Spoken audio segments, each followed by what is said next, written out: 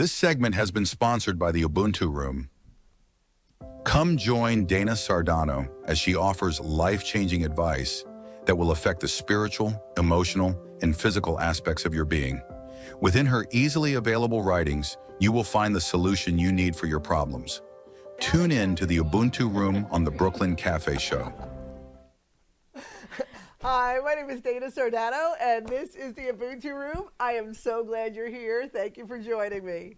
This has been something. So, today we are talking about the chakra health. Fourth recommandment in book club, I shall not ignore my chakra health.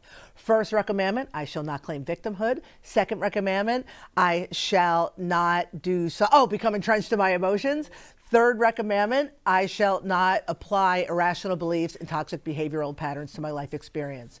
The reason that's important is because they all build on one another, And the fourth recommendment is the deep dive, because when we look at our chakras in the layers and the aspects of self that correlate with our chakras, we could have a real deep understanding of ourselves. But before we continue, or before we start the chakra conversation, I do want to bring something up that we talked about last week, and it really kind of has been floating around in my head all week, and I want to shine the light on it a little bit because I think it's important. So I know Heather brought it up, I know Dawn brought it up, I'm pretty sure that Freddie chimed in, and there was a general consensus that the changes that we have to make our lives better are challenging. And there's a fear involved in looking at the things that we don't want to look at. And I thought about that. I'm like, what would make somebody want to look at it if their lives aren't really that bad? Why would they want to, again, make the effort?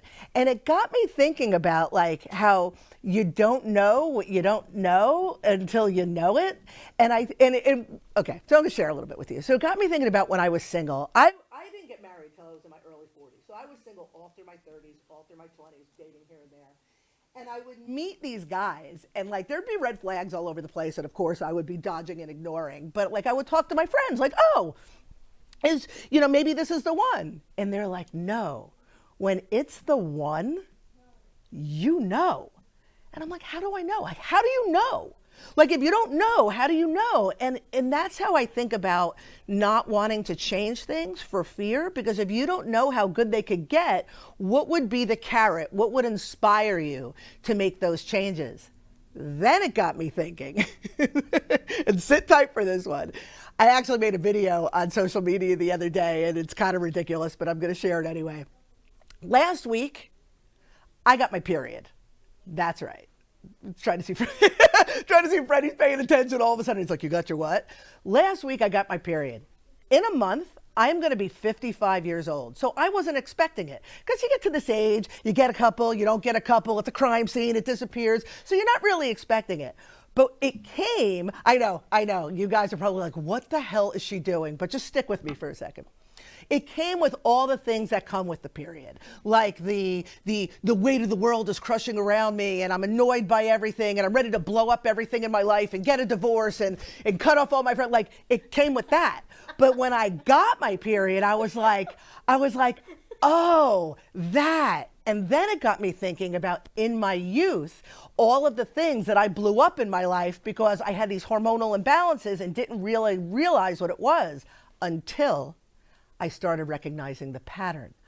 Oh, when I'm about to get my period, I'm about to quit my job, or I'm fighting with my husband, or his breathing is super annoying, or whatever it is. And so when I start to get edgy, I stop myself, look at a calendar, and with that awareness, maybe I could gain a little bit of objectivity. Maybe I could blow fewer things up in my life. Maybe I could affect some change in my life with that awareness. But it doesn't just come with the awareness, because I could say, oh, I'm hormonal, and then act the fool. But it's the willingness to do something about it that helps affect those changes. So why am I talking about this, you ask, Freddie? I could feel you boring holes through the side of my head staring at me. Because that experience alone helped me understand that when I recognize the patterns of my existence, even Even if I don't understand what comes from those changes, I do know that I want things to be a little bit better, and I have to look at them and do something about it to make them better. And that is what we're doing here. And that is my response to last week's conversation. Now, this week, chakras is the deep dive, because what we do is we look at the aspects of ourselves depending on those energy centers and how they affect us, like Dawn said, on a physical level, and on an emotional level, and just on a logistical level in our lives. So with that said, let's talk chakras. Freddie, I'm so intense. Why? I even looked that up, by the way, menopause and chakras, and of course it takes you where it needs to take you. Yeah. It's one of those things that you can't really heal because you got to go through it, because we all go through it. There's some physical things that we have to go through in life. Like, Yes. Yeah. Like menopause and puberty and all those things. Yeah. You can't change that with chakra health, but maybe you can get through it a little easier. I don't know. Imagine knowing when you're 13 that you could get your root chakra in line, and I don't know if it wouldn't change that or not. Yeah, I don't think it obviously doesn't Right. change our what's happening to us in our lives, but how we respond to it. You know what I mean? And that's the only point I was trying to make. When we shift our beliefs, when we really look at the patterns that we're creating. But the thing with the chakras, Fred, before I forget, I just want to mention there's a book written by Louise Hay called "You Can Heal Your Life." And she talks about all the physical manifestations that come from, I attribute it to chakras because it's easy, because you could color code them and put them in these little categories, but just things, if you carry anger, what that looks like as a physical malady. You know, if you carry grief, what that could look like in a physical malady. And I thought, I have the book, and I have two of them because remember I lost the one and you gave me the other one. Anyway, I was thinking of bringing it to you, but I don't want to be presumptuous. But now that we're talking about it, I'm going to bring you my copy. I think it'll help you. You know, I've known you, 6-7 months now? And 6 or 7 months ago, and then the last week, I could not put my finger on it. And all of a sudden, what a difference going through something like that is. The whole anatomy and the way of thinking, and it energizes you, maybe to overcome whatever. You are on a different level today. I'm totally serious. Oh, because of my menses? Yeah. Because I shed the layer of my uterus? No, I think it's because we cleaned the studio yesterday. No, it was her menses. It attracts bears. You know, There's like a scary, I don't know, there's like something else. Maybe it is. I don't know. Maybe the energy is over clear here today. Yeah. Wow. If I could add a little something. When you mentioned You got it too? No. I am going to be 55, and when she said her story, I was like, yeah, no, not for me. I'm good, thank you. So I want to add a little something to that, because we're talking about chakra health, obviously, and I believe that while we're clearing out and doing these things, there's a potential that maybe something in your root chakra had to be cleared out. Or the sacral. Or the sacral, absolutely. So this could be a way that, we're talking about as we up level, or we shift gears, as you're mentioning, Freddie, there's a level of, if there's any density left in any of the chakras, they're going to show up some way, shape, or form. And when we talk about menses in a younger child or any of these things, they may not have the same type of stuff that we're dealing with in our older life. But if you subscribe to We Come Back, that could be leftover stuff that has to be healed From other lives. Yeah. So she's mensing because she's dechakra? And she Well, could how be do I releasing- dechakra? I can't mense. Yeah. Wait. Let me just clarify. I mean, this is like a faucet. I want to just clarify something that Wendy was saying, or just give a deeper understanding to what Wendy was saying. As the frequency of this planet rises, right? We all understand that the frequency is elevating. Yes. We as humans are elevating also, but it's not just our social, emotional leveling up, like where we overcome something and we level up. Our physical bodies are leveling up. So whatever dense energy has been trapped in our tissues has to come to the surface. I've been noticing over the last week, I have crazy RA symptoms. I put RA to rest 10 years ago. I have crazy RA symptoms, could barely get out of bed, my feet, my knees. I get a period out of nowhere. My elbow hurts. Throat chakra. I thought I was getting strep throat a couple days ago. What I'm realizing is, as my body is acclimating its frequency to equal out with what's going on in the world, but also my emotional frequency, if that makes sense, that old stuff has to come to the surface and be released. So if I didn't know any better, I would think that, oh my God, I'm regressing, but I'm not. It's like you have to get past that stuff to release it to continue. So it's kind of good news. Yes. And next week you'll be pregnant. I'm going to say it. Oh my God, bite your tongue. I'm just glad I got those here for you because you got a whole lot of root chakra stuff going on over here, He's Freddie. looking at me, I'm looking at him. We're like, what? But this makes sense to you, doesn't it? Yes, as a matter of fact, 'cause I had a hysterectomy in October, and it cleared out so much stuff that they're telling me, like, oh, now you can be like the Mother Earth. So you can be like everybody's mother, and you're just not like physical the mother. Check. You are the overall overseer of motherhood. Remember that butter commercial? Thank you, Mother Nature. Yeah. I think I am now elevating to the overall watcher of mothers. Yeah. The mother of all mothers. That's Oh, like an you're- insult where The I'm mo- from. You're the mother of You're all a- mothers. You're a That mother. makes sense. Kind of like the overseeing mother of so many things. Once I had all that root stuff cleaned out. The density, you surgically removed the dense tissue, the dense tissue. 1000%. That is a thing. And all It that is a worry thing. and all that fear of what women think about could potentially happen, it's gone. So it you don't takes have a whole- faucet. I've got that's no hurt. faucet. Yeah. You're in a faucet. You can't, get rid of it that way. You have to find another way. That's how you get rid of it. He's so eloquent. Maybe some earwax. But then I was thinking about different physical manifestations. Yes. Thyroid disease, Yep. throat chakra. Who knew? Thyroid disease, Yep, thyroid same. cancer. It's all the Yep, stifling and I of the was throat chakra. very stifled, very stifled. But what does it mean to be stifled? To be stifled was when you have a way of looking at things, or when I would speak up for certain things, I wasn't allowed to. I wasn't allowed to express myself. I would tell my mom or my parents that, mostly my mom, that was my contentious side. But I want to play soccer, or I want to be part of a talent show. It somehow was always, why are you making so much noise? Why do you want to do this thing? You can't do this, and you can't say that. If I could speak up and say something, I would be punished for it, or I'd be run around with a belt, the old-fashioned belt that was there as. So it's speaking up? Was Is speaking that what it up. is? I Speaking didn't up, have speaking trouble. out? I had trouble speaking up for myself. Or saying what's on your mind? Yes. Is that what? Yeah, it was always a hostile environment for me to speak what was on And my is mind. it always a hostile environment? Not Or you- now. What if you're shy? Were you shy as a little? I was.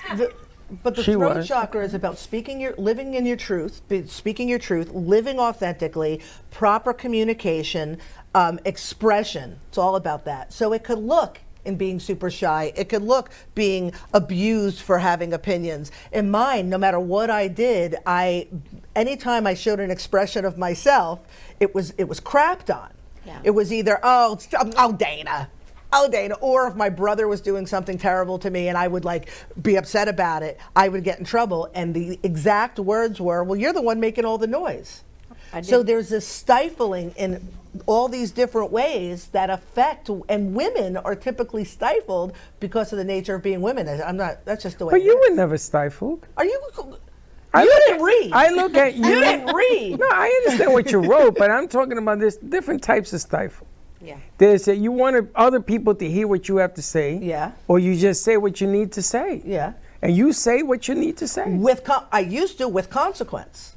I'm the other side. That's what you're Yes. not understanding. Oh, with What you're seeing consequence. here is Yes. the other side of healing. Hence the books. Right, so I'm reading all the things. Is this your belief system? Do you feel it? It goes through all the things. And I'm like, no, which means I'm in alignment now, but I was not always Exactly. in alignment. I may not be in alignment now, but I really was, because I had oldest daughter syndrome. I think I still do, I was always the people pleaser, and you had to make sure mom and dad were happy because there should never be a conflict in the house. And can because my relate to sister that. always was the But you guys conflicting one. think about all this? Yeah, but you felt Not- responsible for other people's wellness. You think about this Right. too? Peace. Right. It was. I'm always was and am still the peacemaker with my family. Yes. Not here. Well, here a little bit too. If you're a I little don't think it's a peacemaker. I think that's a bad definition. Why? Because I think they come to you as the sound of reason. That's now. You got one, well, it's But always as- been but that as a way. kid- Because it was out of balance. As Now a it's kid, it balanced. was the peacemaker. It was, let's make sure dad's not upset because my sister did something, or my mother's not throwing chicken across the house because my sister did something. So it's, Right, she was always in left field. so I would always, I was in my room, I was quiet, or I was doing my homework, or out with the boyfriend. I was always Yep. someplace that I was not the speaking troublemaker. anything. Right. Not being the troublemaker. But now I know what my role was then. It wasn't my role. I just took that role on as the oldest daughter. Wow. Yep. I'm Yep. shocked. Yep. I'm the oldest daughter as well.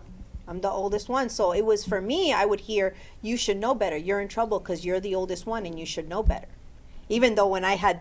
You didn't know just nothing. Yeah. Yeah, there were times that it was, but Did you have siblings? I had an older brother. And who was the troublemaker, you or him?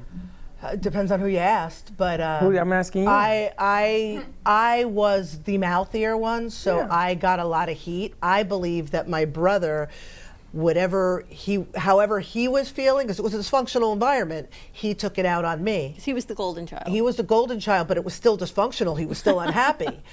But he took it out on me. And he was allowed. So there was definitely a pecking order. But if you asked anybody, who was the problem, I was the problem because I was trying to speak my truth and live authentically and be who I was. The black sheep. And I was the black sheep, and nobody wanted to hear what I had to say. And then I got thyroid cancer at 25. Fast forward. Right, so the thyroid thing makes a lot of sense. Yes. But then I started thinking, not picking on you, but diabetes shows up in people, and then I thought, well, why? Where does that? So I literally had to look up like where the pancreas is, where the liver is. So they're talking sacral chakra. So then, not that it's any of my business, but if you go back and you look through your childhood, were any of these, and I'm going to let Dana go through the chakras, affected you maybe that led to difference of how you ate? Was it overeating? Was it undereating? Was it just grabbing food, emotional eating? Like, did that looking for sweetness in life. change it? And you may say, no, absolutely not. My life is perfectly aligned. There must have been some of that. There must have been, I took a lot of tetracycline because I had bad skin, and that destroyed. They didn't know back then it destroyed your intestines. But there was a lot. There was always the nerves and trying to live up to being the good kid. Because my brother was the black sheep, or he thought he was anyway. My brother died of colon cancer. No, he died of a heart attack. He had colon cancer. And so you're saying all these things, and again, you're bringing all these flashbacks again. But I never, it must It's be not me. that we think about them consciously. They just run unconsciously till you're conscious of it.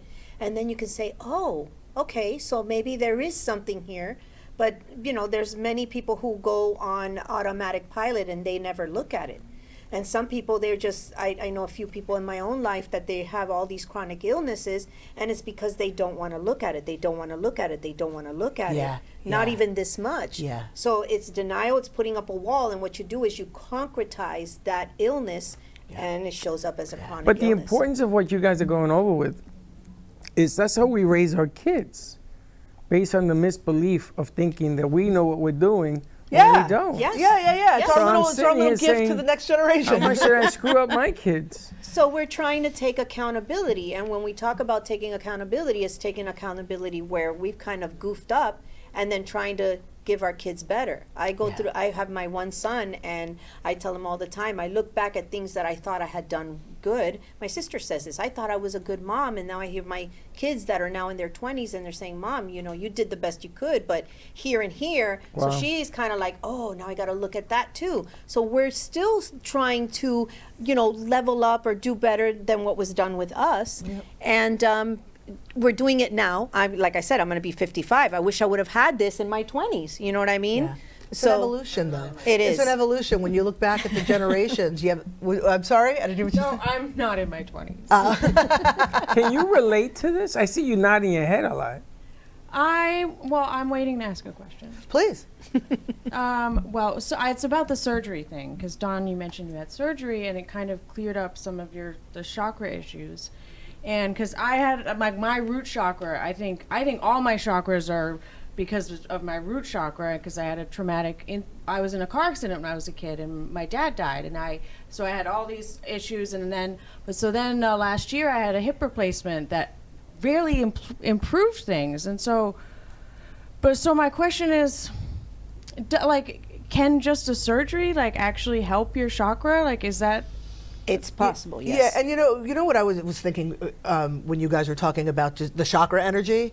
There are so many components. You mentioned you took medication. Yeah, and so it's more than one thing that are affecting it. We're just talking about the energy centers, but I do believe that the density of the energy. Rob and I always joke about, we're like, it's in the bone. Like there's a line from Ace Ventura when he gets shot.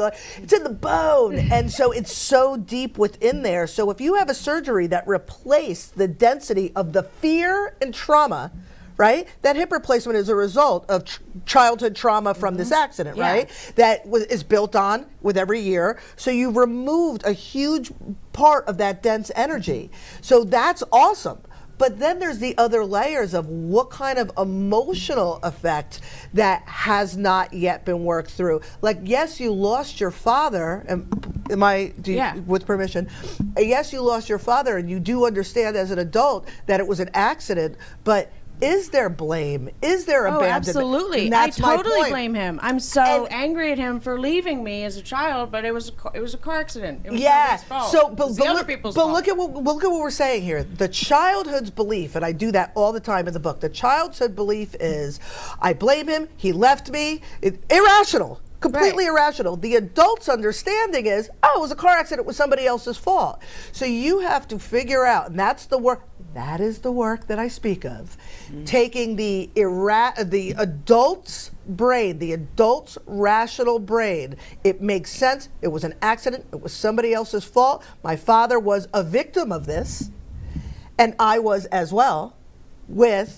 But my daddy left me, and he was supposed to protect me, and he was supposed to be there. And you have to figure out a way, and it's different for everybody, even though there's like a pattern or a formula, to go back to that child and have that child understand what the adult understands. And that is the healing of the energy, of the emotionality, of the leveling up stuff. The physical, you're getting rid of the density of it. Like now, my purging, my menses at 55, my purging, my RA symptoms out of nowhere is the bringing up of the deep, deep density of whatever I carried physically and releasing it. It's an eruption. So how do I get, Total I feel eruption. like I'm just missing that little piece to like really get the little girl to understand that adult. I feel like there's still a little There's bit a something- disconnect. Like I think I made improvement because I've done so much therapy Yeah. and trying to resolve Yeah. stuff from, and I've done great. I've come a long way, Yeah. and I feel like the surgery brought me next level, and Yep.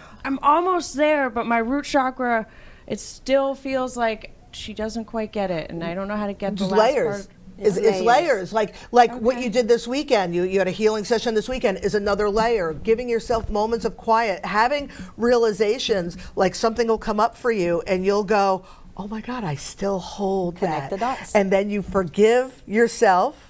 You forgive yourself for still feeling that way. You nurture that little girl. This is all mental, obviously. You nurture that little girl and you let it go until the next layer. You know how I joke that I forgave my father once, my mother 51 times and counting, because it took me that many times to really embody true forgiveness. So be gentle with yourself. Yes. Give yourself a break, and you're doing the work and you're receptive, and just let it go and allow it to. Peel back in layers. There it is. But does she know how to be gentle with herself? She's got to learn. We learned that. It's a learning Sometimes we want pain to feel, and we replace the pain with gentle. Do you understand what gentle means to you? I'm working on it. You're learning it. Yeah. That's you like got training to wheels. learn the difference between pain and gentle, because sometimes you hurt yourself thinking that that's a feeling, Right. you And it's all you replace- know. and that's all you know. 1000%. And you have to sort of look at this thing as a grown-up, and then talk to yourself and redeem yourself as a child. So it's a balance. I It's would merging say, the two. Yes, it is merging the two. And I would say it's kind of like, I say this all the time, you wouldn't give the keys to a drunk driver, right? So why would you give the keys to an irrational thought or that child? That's just I'm gonna start crying. It was drunk drivers. That's what happened. Oh my Lord, I am It's so just so crazy that you said that. Wendy. Wow, that's crazy. That's how I feel it. Like when my mom is in her moment, she's got dementia now. So there are moments that she wants to control money and stuff, and we're trying to get her to understand that she's got to relinquish control. My mom does not relinquish control well. So I tell my dad, Dad, are you going to let mom drive the car? She's the equivalent of the drunk driver. Let alone she doesn't drive anyways, but so why in that case anyways are you going to let her? So we've got to see how we dial back, so you get to a space where it's a rational thought or irrational. So having that baby or your inner child say, I'm feeling something, okay, let me sit with you. But again, you wouldn't give a toddler, you know, if you've got to redirect that, you wouldn't give the toddler the keys, and you're not going to let the toddler continue to have a temper tantrum. You're going to redirect them. So it's not in denial, it's accepting it, but at the same time knowing, okay, now let's take the rational seat and let the person who's the rational, grounded person take over. That's your higher self instead of the child. I understand the child is there to bring attention to something, but then that's where you say, all right, now I got at you. least now she knows that there is choice, right?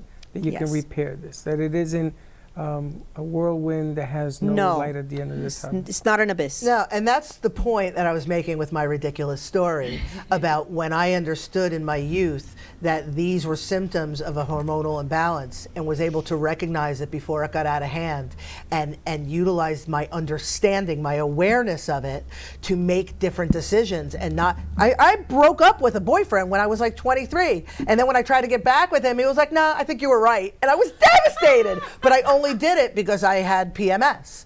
And so when I learned, so the consequence was great enough that I was like, oh, I'm not going to do that again. And so I was willing to recognize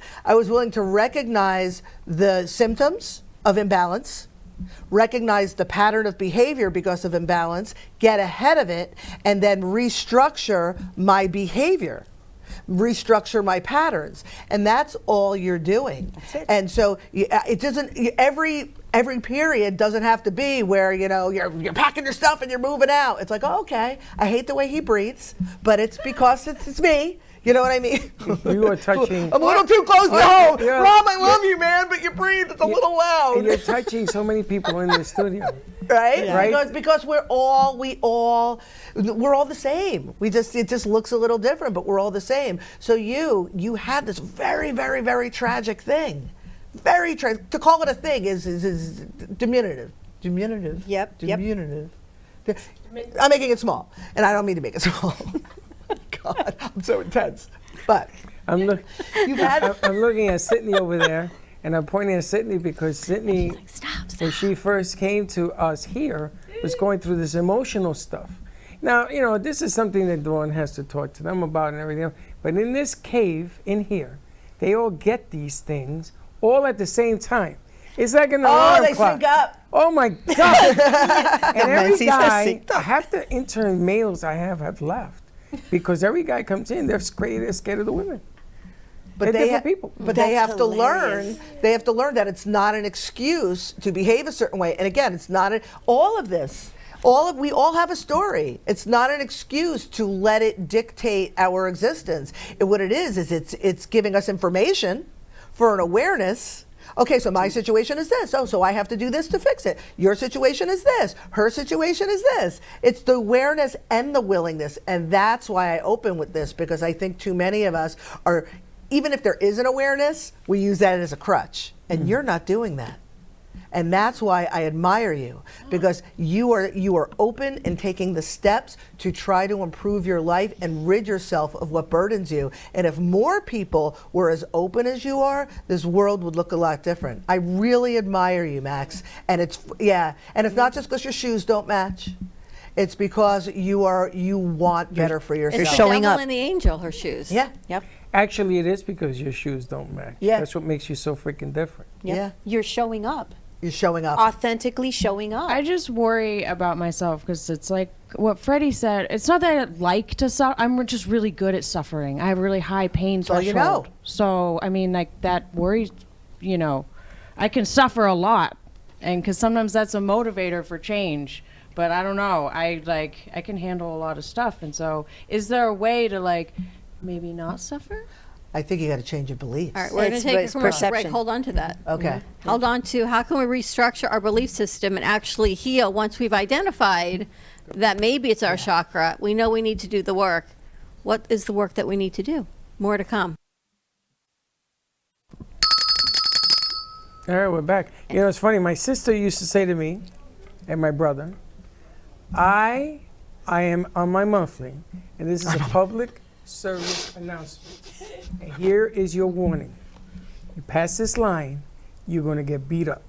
So take that into consideration when you talk to me for the next 2 weeks. And we used to say, but you just had one. And again, you're crossing the line. Oh, I never forget Mimi. She used to warn us. So women should warn men. It's not all about that, but now listening to Max's story, you know how I always tease Max that she's 13 going on 30? She's a kid at heart. You were a perpetual child, but now I understand why. Because you were holding on to your childhood, which is great.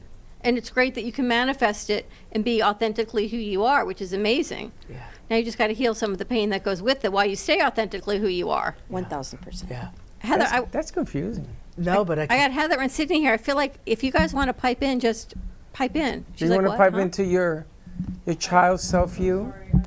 You're not piping in. She's Okay. not child self. Okay, you keep doing your And thing. what about Sydney? I don't have any thoughts yet. Okay. But I've been listening. Okay. All right, so if we identify, because I've told this story before, when I first started working with Freddie, I was in my late 40s, and apparently I was in perimenopause, didn't even know that existed. No one told me anything, and I got really, really sick. I got really, really skinny, but really, really sick. Didn't know. And we met our first connection with, I had her in a past lifetime, and she's a holistic chef, for lack of a better term. She lives on the other side of Florida, and she says to me one day, you need to eat yellow food. And I said, what? And I had been through every test and every doctor for years, and I just felt awful all the time. And she said, it's your sacral chakra, you need yellow foods. And I'm like, what are you talking about? So true. she sends me this recipe, and it's with pears and butternut squash and a few other ingredients. Like even I, who don't cook, 5 ingredients or less. I made the soup, and I went home. I literally took a bite of soup. 10 minutes later, my stomach pain was gone. I had been sick for She's 2.5 to 3 years on every medication, every antacid, every prescription you could think of. Nothing was helping me other than I would just lay in bed sick and go to work and go back to bed. And everyone laughed at me. How could this soup help? This soup for me, so you come in and you talk about chakras. It is like my go-to medicine. If I don't feel well, I make a batch of soup, I freeze it, and I always have this pear and butternut squash soup. It looks like baby food, but for me it works. And I never knew until right now, this whole story about how sick she was. Until right now. I know about the squash soup because she wasn't feeling well. But I never knew that for 3 years she was walking around with this gorilla on her at all. And Dawn's the type, now I understand about not speaking up. Yeah. She never says anything. She could stand there with a hose as the building's on fire, look at you and says, can you help me? When the building's already gone. She doesn't step in, never told me, you never told me this story. When we were at iHeart, it's when the lady came in with the squash. I remember that. I remember her. But you never said anything. But I feel like she was this angel. We don't really talk to her much anymore. No, she came has in with this restaurants. recipe. She sent it over, and intuitive chef is what she was, right? The intuitive chef. But who even knew? And that was 10 years ago. It's amazing. It is amazing. So, like, I think about, and I want to say to Max, eat red food, because, but I don't know if it would be the same power. I'll tell you. Yes, it would be. It would. It actually, in my Veda cards, a lot of them are like eat orange foods and Right. eat purple food. But or I have the Chakra Khan at the gallery, and I had Yes. all the different chakra foods. But I want to Yes. answer, if it's okay with everybody, I want to answer your question, Max, about you said you're used to suffering and you're like good at it. And I really want you to take the time. You don't have to do it here and now, but examine your belief around it. Because when you were talking about it, I was thinking about, I used to carry the belief back in the day that like I wanted people to know how powerful I was, that I was able to overcome, that there was nobility in my suffering and there was strength in that. But think about that belief. Right? Suffering is something, there's a nobility in that suffering. And the strength I'm proud of. But my life, all of my life experiences perpetuated that belief and pattern. So things were always difficult. Things were always tough. So there's a pride in your sense of your ability to suffer. But just because you can doesn't mean you should. right? So I want you to think about, what is it? Like, again, that's the peeling back the onion. Why do I think that? Where does that come from? What is the root of that belief? You already know the answers to these things. And then reshift your belief. You know, a perfect restructuring is, just because I'm able to suffer doesn't mean I should. What do I want? I want to enjoy life. I want to ease the suffering. How do I do that? What is keeping me from doing that? And then focus it on that, and you will find that's the restructuring of your beliefs. There's no nobility in suffering. That's so interesting, because some people say it's my calling to suffer. Or it's my calling to, it's okay, that'll be fine, they're going to change. They're not going to change, they're 85 years old. They're not going to change. So it's interesting that you giving people, you have to give yourself, I guess, the permission, the power to say, this is not working for me, I'm going to change. Look, the doors are closed. Just saying. Oh, that's so funny. Oh, excuse me. Holy crap. Mm-hmm. Wow. Thanks for playing. Yes. Look at her face. She's like, what? But so many people walk around with those beliefs of, this is my job to be the oldest daughter, the one to take responsibilities, the whatever story we tell the child at heart forever. And go, yeah, you know what? We can change. I don't have to keep doing that, because I did this last night. I said something and he goes, and you know about that? So I looked it up. I said, and where's that apology? He gives me a fist. I go, what's that? A fist bump. I go, for what? I said, what, can't you just say you're sorry because you were wrong? 1,000%. Never got it. He goes, well, that's what the fist bump was. I'm like, no, that was a fist bump. That was not an apology. But like, the younger me would have never said that. Yep. And it's ever. not gonna I might have muttered something under my breath, like, Yeah. your breathing is just annoying me. You're like having a parade. But, right? No, you're So speaking now up. I can and speak it's up. about you. Like, this is about your ability It's to a speak up. boundary. Is about you now. What they do with it, that's on them. But and everybody else can, once you recognize it. 1,000%. Yeah. It's really something. I'm on a parade. It's a superpower. Fist bump. Yeah. It's a superpower, honestly speaking, because when you're able to arrive at this space, you're no longer a victim to anybody. You're not a victim to yourself. Rec You one. know? Yeah, exactly. There's a sense of liberation and freedom. Yes. And that's all it is. You meet people where they're at. You don't have an expectation of where that person should be. You just meet them where they're at. But this is more about, well, meeting yourself where you're at. And if you're not happy with where you're at, you make the adjustments. It's simple. Yeah. It's difficult because you have to do the work, but the formula is really pretty clear. What do I want? Okay, how do I get there? What am I doing that's keeping me from getting there? Okay, But stop doing that. Let me ask you a question. If you're in a bad relationship and you think the relationship is the only way for you to heal is to get out, but maybe you can just have a conversation and Yeah. change the way you deliver your authentic self. Yeah. And they either hop on the bandwagon or they Or don't. they don't. There's a card in the Soul Traveler Cards of Empowerment that Anne-Marie and I created together, and it's called In Tandem. And it talks about, you are not responsible, I'm butchering it, but you are not responsible for anybody else's evolution but your own. And you can share your enlightenment, you could share your growth with another, and perhaps you can grow in tandem. But if they choose not to connect with you, if they choose not to grow with you, then you owe it to yourself to continue your growth. And that was actually my situation last summer with my business partner. I had to, for me, step, because there was no more growing in tandem. You know what I mean? So if you're no longer in alignment, you could bring it to this person, but if they're not willing to meet you there, then you have to ask yourself, what do I value here? Do I value myself, or my value of the belief that I have an obligation to that relationship? So that's up to you. So many things. All right, what is in Rec 5? Okay, so Rec 5 is, I'm just guessing, but I shall not settle for anything less than my general contentment. And that it's about really understanding that our baseline is all about being happy, being content. We come into this world to be in this place of enjoyment, content, I'm interchanging the words, and it's the things in our lives that create our beliefs and patterns that mess with that. So it's how to bring ourselves back to that baseline. So that's next week, Rec 5, get your book. Where did they get it? UbuntuFishGallery.com, UBUNTU, fishgallery.com. It's not too late to join us because each recommandment is its own, it's independent of itself. So join us because this is good stuff. It I really mean, Max, is. his whole life has changed. All right, we're going to. Bring your questions with you when you read the book, and then come and join us. Yeah. Next Wednesday, we're going to take a quick break. We come back. We've got Dawn DeMarco Book, now that she's got her shoes on, host of Faith Stories. And they're fabulous. They are I fabulous. thought she was wearing two different shoes. She had to take a deep breath. They're amazing.